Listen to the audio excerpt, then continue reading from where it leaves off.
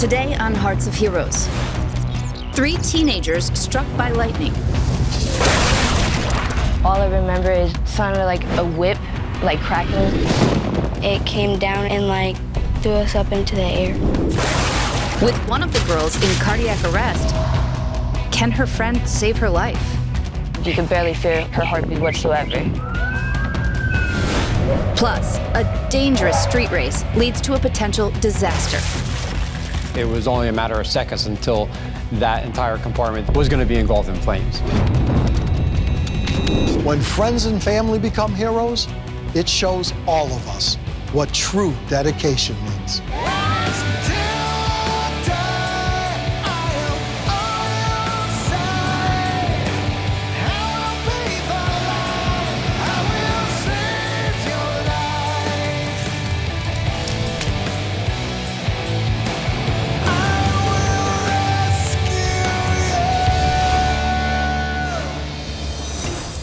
There's an old saying, lightning never strikes the same place twice.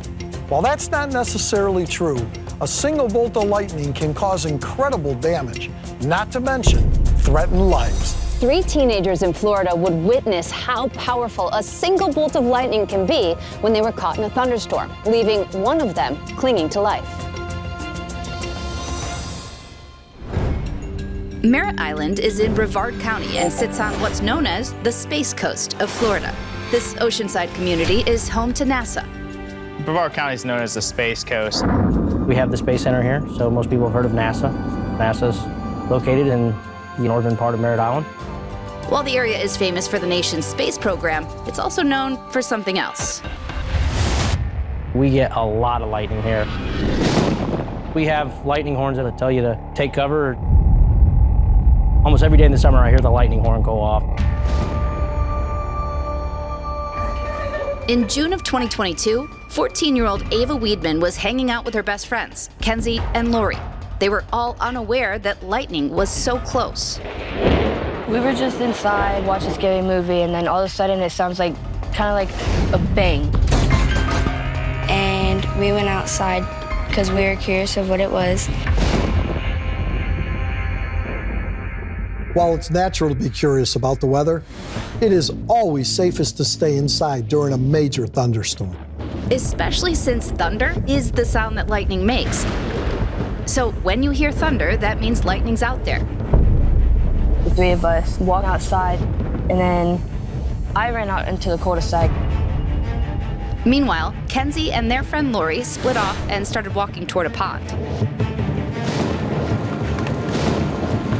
I started running, catch up with them, and all I remember is mid-running, I hear like a whip.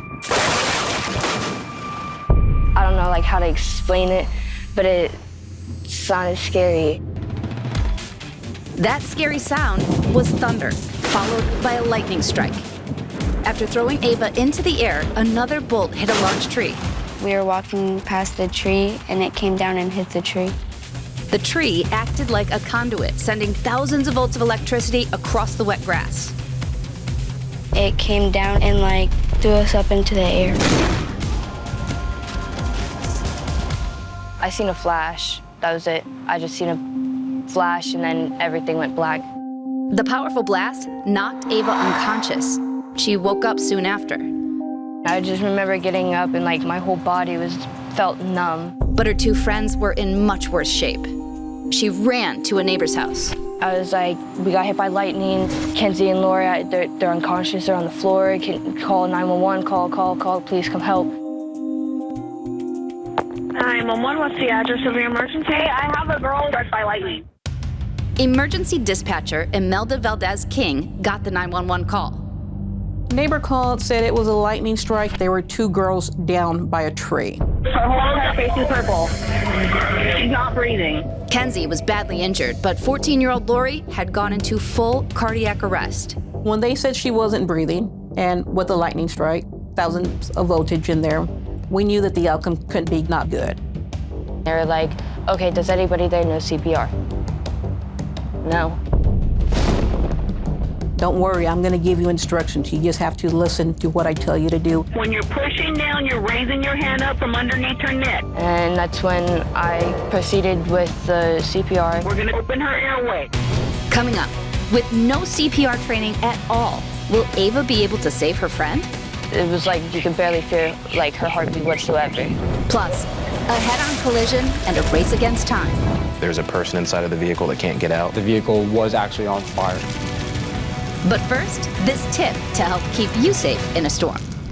The odds of being struck by lightning are less than 1 in a million, but accidents do happen. If a thunderstorm is brewing near you, play it smart. Shelter in a safe enclosed area, spaces like your home, shopping centers, or inside a hardtop vehicle with the windows closed. The rule is simple. When thunder roars, go indoors.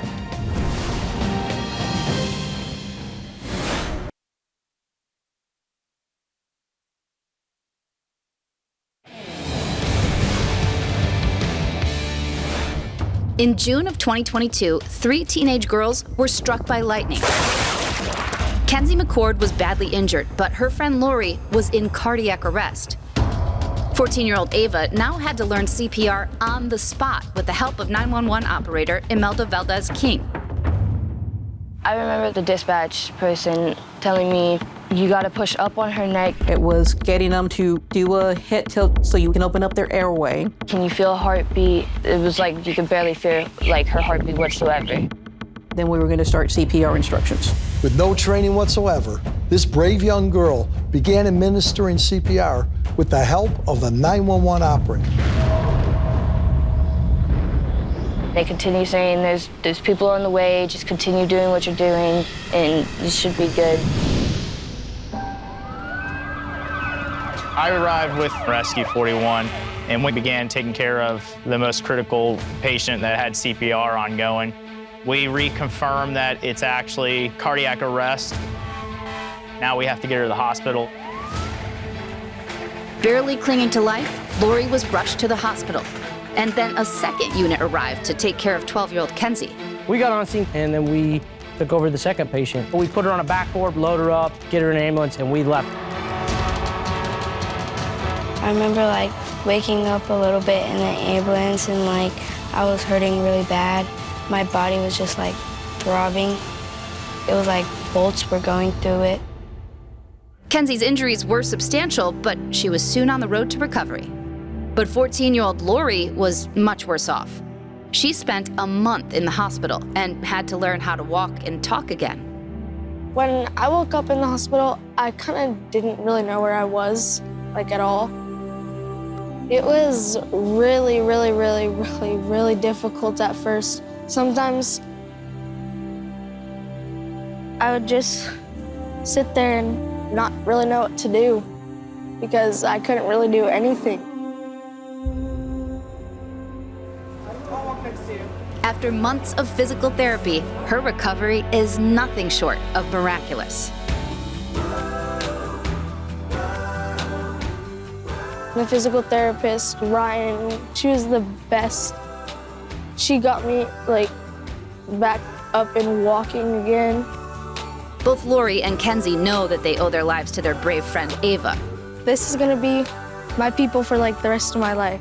But the 3 friends wanted to personally thank the other heroes who came to their rescue too.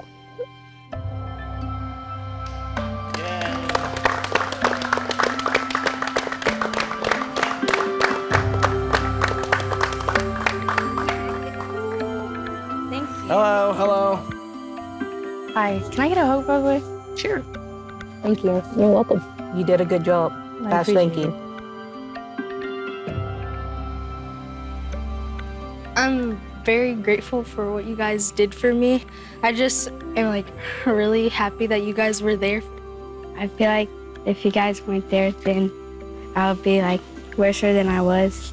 And thank you for that. You're very welcome. It was our pleasure, and we're really glad you're here, and we're really glad she helped do CPR on you and help save your life. Yeah. Y'all ready to go for a ride around the road? Yeah, let's go for a real ride, cowboy. Turn the siren on. Turn the siren on. Woo! Let's pull them over, folks. What happened that day was really scary, and I could have lost my life. But I didn't, because Ava was there. I'm really thankful. She saved my life. And I love her so much. Come on, guys, look. Together, these three teens shared a traumatic experience, an event that would forge a bond that will never be broken.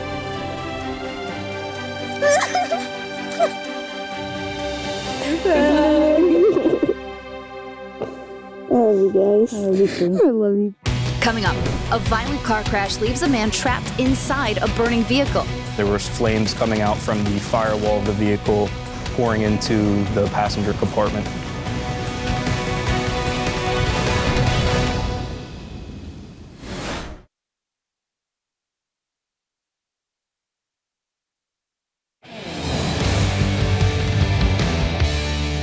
In recent years, street racing has become a dangerous national crisis. In 2021 alone, there were 315 fatal and entirely avoidable car crashes caused by this treacherous activity.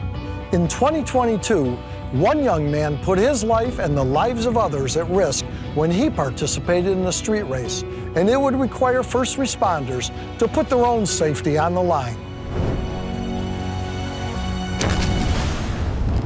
No fire trucks, no water, and no rescue tools.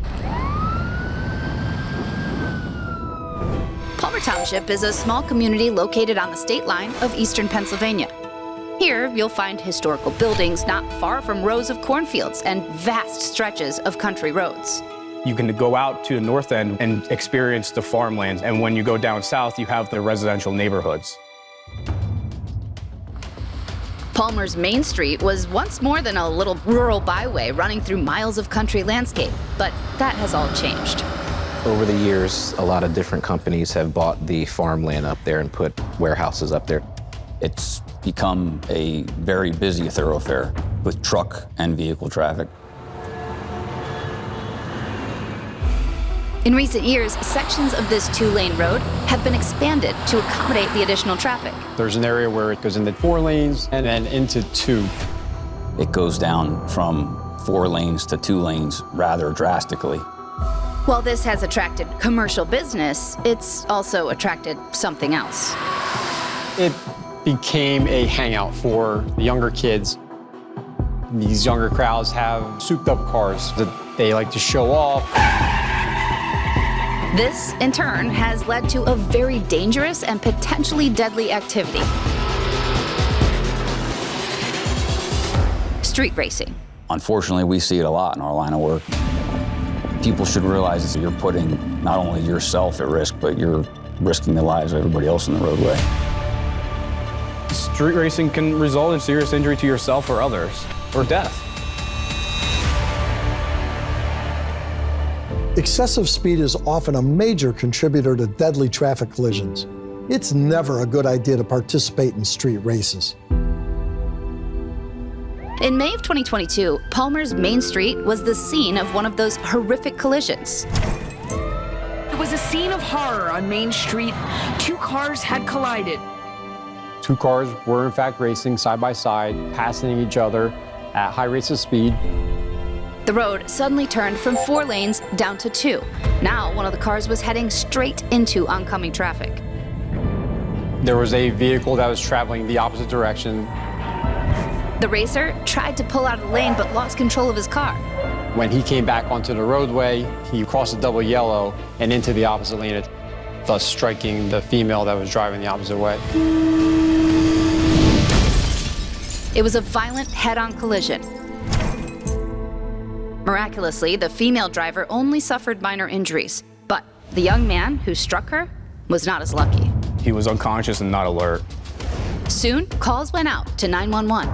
The call came through dispatch stating that there's possible entrapment, which just means there's a person inside of the vehicle that can't get out. We were given a follow-up update that the vehicle was actually on fire. Officer Evan Goldstein was the first to arrive. I briefly spoke with an individual who was trying to get the trapped victim out of a vehicle. I immediately ran over. There was flames coming out from the firewall of the vehicle, pouring into the passenger compartment. Coming up, It was only a matter of seconds until that entire compartment was going to be engulfed in flames. but first, a tip to keep those behind the wheel aware and safe. It's estimated that 8 out of 10 drivers regularly demonstrate aggressive behaviors. Road rage could lead to danger or even death. If you encounter an angry driver, don't respond to aggression with aggression. Stay calm and maintain a safe distance from the hostile vehicle. And if you feel threatened, call 911. These dedicated emergency operators are always standing by to help.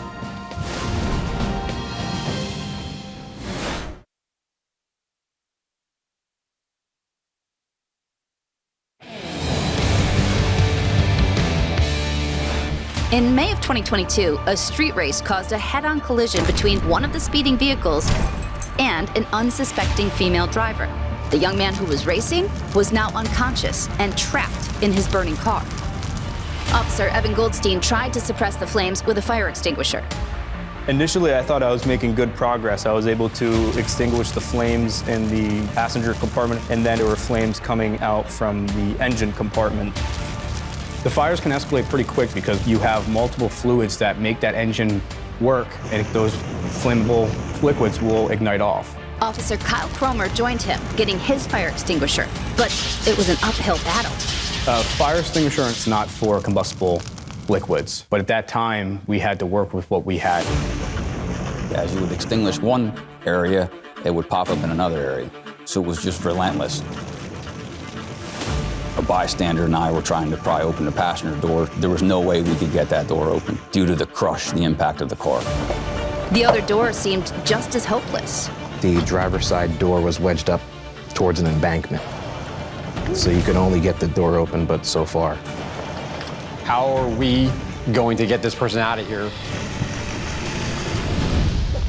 But now, the heat and smoke were impacting the officers physically. It was extremely hot. 1 minute you could see, and then the next minute you couldn't see at all. The mixture of the dry chemical and the burning plastics, it became too difficult to breathe. It was only a matter of seconds until that entire compartment was going to be engulfed in flames. Time was of the essence. A vehicle fire can cause the car to explode at any moment. My determination was to break that rear window, get this guy away from the immediate danger. Meanwhile, officers and firefighters tried frantically to get that driver's side door open. It just seemed like they had superhuman strength at that point. One of the Palmer Township firemen was able to actually get almost his whole body inside of the driver's side door. At one point, I felt someone grab a hold of my duty belt to hold on to me so I wouldn't fall forward. Everybody kind of worked as a chain and just pulled him out. Once we got him out, then we were able to lift him up and put him on the stretcher. The young man was rushed to the hospital with traumatic head injuries. Officer Cromer also needed medical help after performing that rescue. I started dry heaving and coughing up everything from breathing in all that smoke. At that point, I decided I need to be transported to a local nearby hospital. Officer Cromer made a full recovery, and weeks later, he and the entire squad of first responders were rewarded for their valiant efforts. We got a proclamation from the township for our efforts that day in front of the board of supervisors. It was a nice surprise. It felt good. Even though it comes with a job, it is nice to know that what you're doing is appreciated. While the driver of that vehicle was lucky to have survived, his permanent injuries provide a stark reminder of the dangers of street racing. The message here today is to obey the speed limits. With reckless choices that you make not only can affect you, but can also affect others.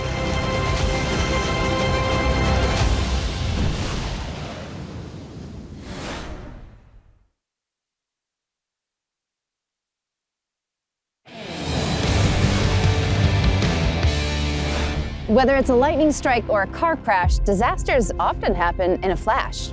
So be safe, be aware, and never take any potential danger for granted. Thanks so much for watching Hearts of Heroes. We look forward to seeing you next time. We'll see you then.